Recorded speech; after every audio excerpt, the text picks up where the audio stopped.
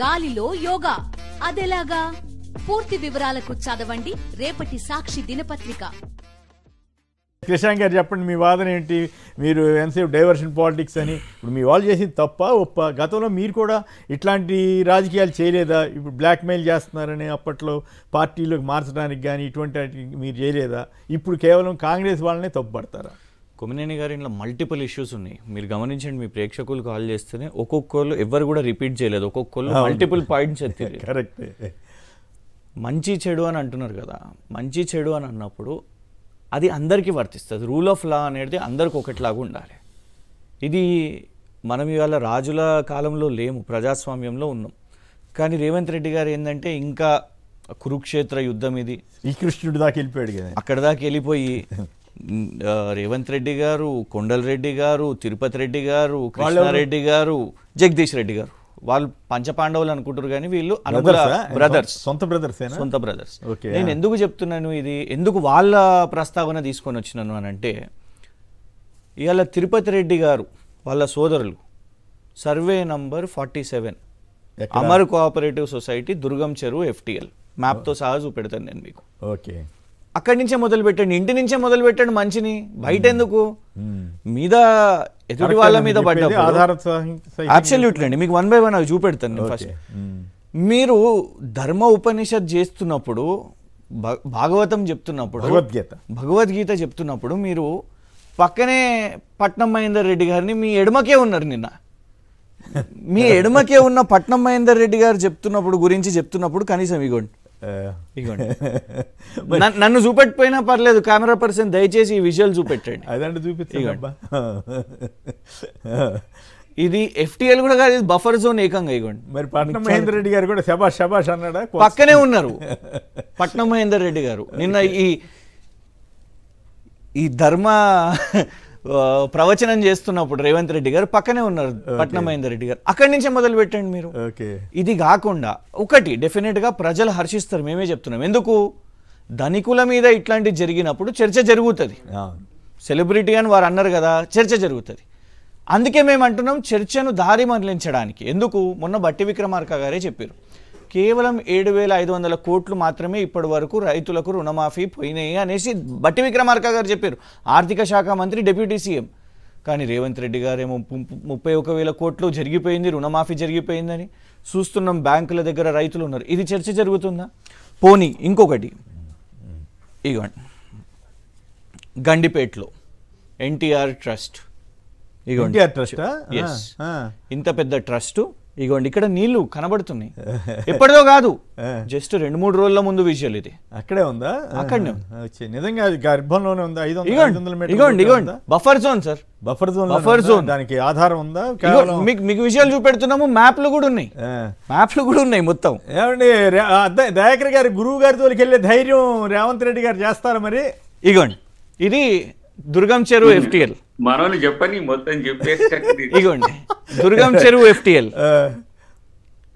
Okay, ఇగోండి బ్యానర్లు కూడా కనబడుతున్నాయి. దుర్గం చెరువు చుట్టూ చాలా ఉన్నట్టున్నాయి కదా. ఇది అనుముల తిరుపతి రెడ్డి గారిది, వాళ్ళ సోదరులు, వాళ్ళ బ్రదర్. ఇది FTL, అప్రూవ్డ్ FTL. GHMC వాళ్ళు కూడా ఇచ్చిన మ్యాప్లు ఉన్నాయి. ఇవ్వండి మళ్ళీ మీకు చూపిస్తాయి. పర్మిషన్ కూడా ఇచ్చిందా వాళ్ళకి? ఆక్రమించినవి కాదు కదా ఇక్కడ. వీళ్ళు 2014 కంటే ముందే, ఇప్పుడు ఎన్కన్వెన్షన్ గురించి చర్చ చేసుకుంటే అది ఇప్పుడు ఎట్లుందంటే, మీకు గుర్తుంటే రేవంత్ రెడ్డి గారు ప్రమాణ స్వీకారం చేసిన రోజే ఫస్ట్ కంచెలు దింపేసినాం ప్రగతి భవన్ దగ్గర. కంచెలు వేసింది ఎవరు? కిరణ్ కుమార్ రెడ్డి గారి టైంలోనే కంచెలు వేసిరు మీరు. అక్కడ పోలీస్ సెక్యూరిటీకి పాపం పోలీసులు అక్కడ ఉంటున్నారు కాబట్టి మీద రూఫ్ వేసినందుకు కేసీఆర్ గారు వేసినట్టు అయిపోయింది. ఇవాళ కూడా మీ సమయంలో జరిగిన నిర్మాణాలని వాళ్ళ మీరు కూల్చుతున్నారు. ఇన్కన్వెన్షన్ అనేది అప్పటి నుంచే ఉన్నది, అప్పటి నుంచి. కానీ వాళ్ళ చర్చ చేయడం, అగోండి చూడండి, మేము ఇవాళ ధర్మ ప్రతిష్టాపన చేయడానికి శ్రీకృష్ణుడు రూపంలో రేవంత్ రెడ్డి గారు ఇవాళ మళ్ళా అవతారం తీసుకొని ఇది చేస్తున్నారు అనే ఒక ప్రచారం చేసే ప్రయత్నం చేస్తున్నారు. చాలామంది ఉన్నాయి, అవన్నీ కూడా మొదలు పెట్టండి, అవన్నీ కూడా చేయండి. కేటీఆర్ గారు కూడా అన్నారు కదా, ఆయన ఒక్క ఇటుకు కూడా లేదంటాడు, మీరేమో ఉందంటారు. ఎట్లా ఇటువంటి ఎప్పుడు తేలాలి? హైదరాబాద్ వాళ్ళు ముందు అటువంటి వాళ్ళతో వెళ్ళాలి. అయితే రేవంత్ ఏమంటే సిన్సియర్గా అని చెప్పాడు ఆ విషయంలో, ప్రభుత్వంలో ప్రత్యక్ష ప్రమేయం ఉన్న వాళ్ళకు కూడా ఉన్నాయి అని అన్నాడు. సార్ ఎవరో మరి నిన్న అఫీషియల్ రిలీజ్ చేసిరు, 3 నెలలు అయింది. 3 నెలల్లో దాదాపు ఇప్పటి వరకు చాలా ఒక 30-40 చేసినాము అని నిన్న లిస్ట్ ఇచ్చారు, ఇన్ని ఎకరాలు వచ్చినాయి అని కూడా చెప్పారు. మరి ఈ 3 నెలల్లో ఇక్కడ మనం మాట్లాడుకుంటున్న పేర్లు ఎందుకు అయితే లేవు? మరి పొంగులేటి శ్రీనివాసరెడ్డి గారిది కానివ్వండి, వివేక్ గారిది కానివ్వండి, పట్నం మహేందర్ రెడ్డి గారిది కానివ్వండి, ఎందుకు మీరు చట్టాన్ని చెరీ పికింగే చేస్తున్నారు? వీళ్ళనే చేస్తాం, వీళ్ళనే చర్చకు వదులుతాం, నాగార్జున గారిని పెడితే చర్చ జరుగుతుంది, పల్లా రాజేశ్వర రెడ్డి గారి పేరు, అంటే ఇవన్నీ పేర్లు తీసుకొని ఇప్పుడు చూడండి మీరు. గతంలో చర్చ ఏంది అంటే ఒక వ్యవసాయ క్షేత్రము ఉంది అని అంటే, అవును కేసీఆర్ గారు రైతు కాబట్టి వ్యవసాయం చేస్తారు కాబట్టి, కానీ అప్పుడు కేవలం ఎర్రవల్లి అంటేనే ఫామ్ హౌస్. లేదు కేటీఆర్ గారి సోదరుంది మిత్రుంది ఉంది కాబట్టి, వాళ్ళ ఫ్రెండ్ది ఉన్నది కాబట్టి అగోండి జన్వాడానే ఫామ్ హౌస్. ఇప్పుడు బయటపడుతున్నాయి కదా, ఎందుకు అప్పుడు ఇట్లా వ్యక్తిగతంగా టార్గెట్ చేయలేరు. ఈనాడు రేవంత్ రెడ్డి గారు మీకు గుర్తుంటే ఆయననే వ్యక్తిగతంగా పోయి డ్రోన్ పట్టుకొని ఉన్నాడు. ఇవాళ అందరం కూర్చొని మనం వివేక్ గారి ఫామ్ హౌస్లను, పొంగులేటి శ్రీనివాసరెడ్డి గారి ఫామ్ హౌస్లను మనం డ్రోన్లు లేపలేమా? నిజంగానే గండిపేటలోకి డ్రైనేజీలు పెట్టారా లేక? 100%. ఇవాళ మీడియాని స్వాగతం పలకమని చెప్పండి, అందరినీ మీడియా వాళ్ళని లోపలికి వచ్చి చూపెట్టమని చెప్పండి. ఎందుకంటే కేసీఆర్ గారు అయితే వారి వ్యవసాయ క్షేత్రంలో మొత్తం అప్పుడు తెలంగాణ రాష్ట్రం ఏర్పడ్డ తర్వాత మీడియా వాళ్ళని అందరినీ పిలిచారు. అందరు కూడా వస్తూ పోతూ ఉంటారు అక్కడికి, అక్కడనే ఉంటారు, సామాన్య ప్రజల నుంచి మొదలు పెట్టుకుంటూ అందరు ఉంటారు. లేదు, నేను ఎందుకు చెప్తున్నా అంటే ఆయనకు ఫామ్ హౌస్ ఉంది, ఫామ్ హౌస్ లోనే ఉంటాడు. అసలు పచ్చి బూతులేదు ఇట్టిరు గారు రేవంత్ రెడ్డి గారు, నచ్చలేదు రేవంత్ రెడ్డి, చాలా చెడ్డ మాట. కానీ మరి మీ ఫామ్ హౌస్లు చూపెట్టండి, వాళ్ళ రాష్ట్రానికి ఓపెన్ చేయండి, మీడియాకు ఓపెన్ చేయండి, చూపెట్టండి. చెరువు ఎంత మింగినరో ఎంత పూడ్చుకున్నారో అక్కడ క్లియర్గా కనబడుతుంది. అది పొంగులేటి శ్రీనివాసరెడ్డి గారు కానివ్వండి, పట్నం గారు కానివ్వండి, వివేక్ గారు కానివ్వండి, అందరినీ మీరు స్వాగతం పలకండి. ప్రెస్ మీట్ అక్కడే పెట్టండి. అమీన్పూర్ ఏరియానా లేకపోతే రఘునందన్ రావు గారు వాళ్ళు కాంగ్రెస్ అధికారం నుండి కాంగ్రెస్లోకి వచ్చేసి బీఆర్ఎస్లో ఉండే బీఆర్ఎస్లోకి వచ్చి అక్కడ చెరువులు ఆక్రమించి ఫ్లాట్లు వేసేస్తున్నారు, అమ్మేస్తున్నారు, మధ్యతరగతి వాళ్ళు కొంటున్నారు. ఇప్పుడు చివరికి ఎటు కాకుండా పోతున్నారు. డెఫినెట్గా సార్. ఇంకొకటి ఏంటంటే మళ్ళీ వెళ్ళి వీళ్ళు కోర్టులు కూడా స్టే ఆర్డర్లు తీసుకొని వస్తారు కాబట్టి ఇప్పుడు ఎన్కన్వెన్షన్ కోర్టు స్టే ఆర్డర్ ఉంది అని వాళ్ళే డిఫెండ్ చేసుకున్నారు. ఎస్, వాస్తవమే 2014-15లో అప్పుడు జిహెచ్ఎంసీ అక్కడ వెళ్ళి నోటీసులు పెట్టింది, బుల్డోజర్ వెళ్ళింది, అక్కడ ఇదే కూల్చివేతలు మొదలవ్వక ముందే అప్పుడు వాళ్ళు గౌరవ కోర్టు నుంచి స్టే ఆర్డర్ తీసుకొని వచ్చారు. కోర్టు స్టే ఆర్డర్ ఇచ్చినప్పుడు మనం మాట్లాడలేము. ఇన్ఫాక్ట్ ఇప్పుడు కూడా నేను చెప్పాలంటే మ్యాటర్ ఇస్ సబ్జుడైజ్, మళ్ళీ హైకోర్టులో పిటిషన్ వేసారు కాబట్టి కోర్టు నిర్ణయిస్తుంది. నాగార్జున గారు చాలా స్పష్టంగా చెబుతున్నాడు, ఒక్క సెంటు కూడా నేను ఆక్రమించలేదు అంటాడు.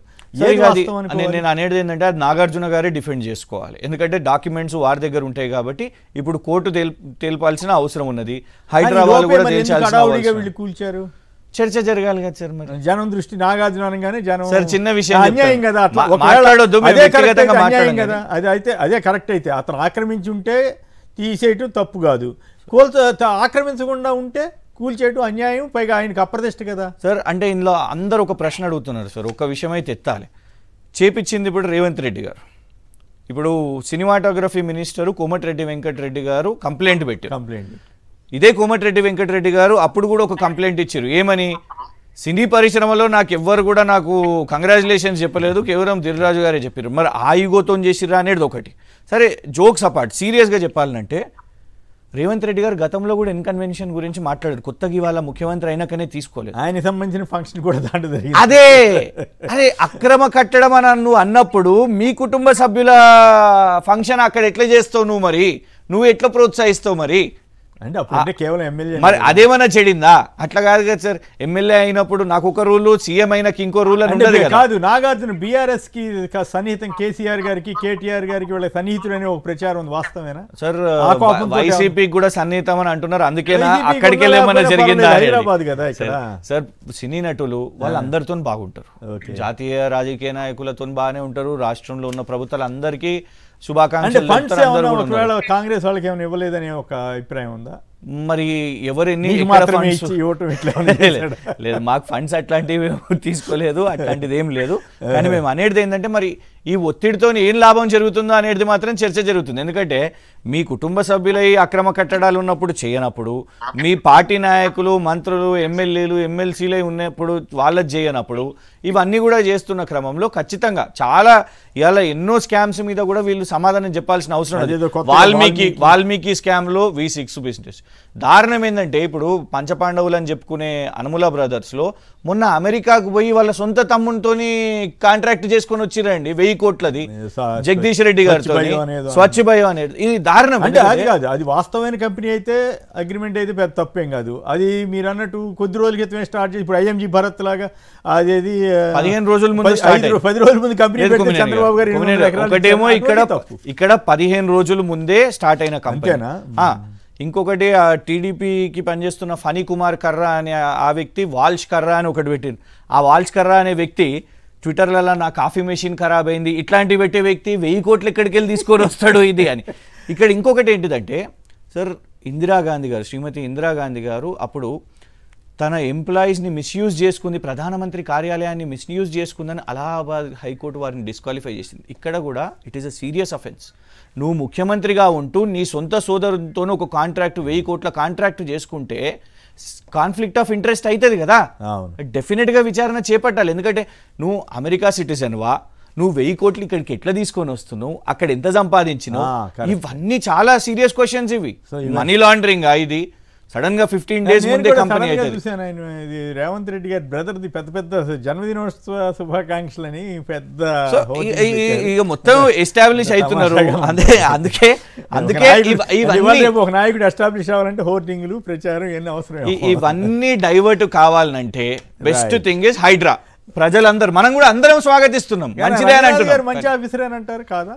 ఖచ్చితంగా మేము ఆఫీషియల్స్ ని కూడా తప్పు పడతలేం, కానీ ట్రాన్స్పరెంట్ గా ఉండండి. ట్రాన్స్పరెంట్ గా ఉండి రూల్ ఆఫ్ లా అనేది అందరికి అప్లై చేయండి. కాంగ్రెస్ నాయకులైనా కానీ రేవంత్ రెడ్డి గారు లేదా ఆయన మనుషులు ఏం చెప్తే అవే కూల్స్తున్నారని మీ అనుమానమా? ఇవాళ చర్చ అయితే అట్లనే జరుగుతున్నది కదా. ఇవాళ చర్చ ఇప్పుడు నేను కాదు కాలర్ అన్నారు సార్. సామాన్యంగా ఒక గవర్నమెంట్ సర్వెంట్ తన డ్యూటీస్ డిశ్చార్జ్ చేస్తున్నప్పుడు సింపుల్గా ఇప్పుడు ఐపీఎస్ లేదు, ఐపీసీ లేదు, ఇప్పుడు బిఎన్ఎస్ఎస్ ఉన్నది. దాని బేసిస్గా సెక్షన్స్ వేస్తారు, సెక్షన్స్ వేసి అరెస్ట్ చేస్తారు. ఒక ప్రభుత్వ ఉద్యోగి పోయి నువ్వు ఒక ఎమ్మెల్యే అయినా కూడా ఎవరైనా కూడా నువ్వు అబ్స్ట్రక్ట్ చేస్తే కేవలం ఒక ఎఫ్ఐఆర్ చేసేసో కేసు చేసేసి వదలరు, అరెస్ట్ చేస్తారు. ఎందుకు చేయలేదు దానం నాగేందర్ గారిని? మరి మీరు ఎందుకు ప్రొటెక్ట్ చేస్తున్నారు అంటే కేవలం చూపెట్టుకోవడానికి, అగో చూసిర్రా మేము చేసినాము అని చూపెట్టుకోవడానికి మాత్రమే, కానీ దాని మీద పెద్ద సీరియస్ గా అన్నాడు. ఆయనకి ఉండటం ఇష్టం లేదేమో హైదరాబాద్ లోను హైడ్రాలోని నాగేంద్ర కూడా వ్యాఖ్యానించారు కదా. రైట్.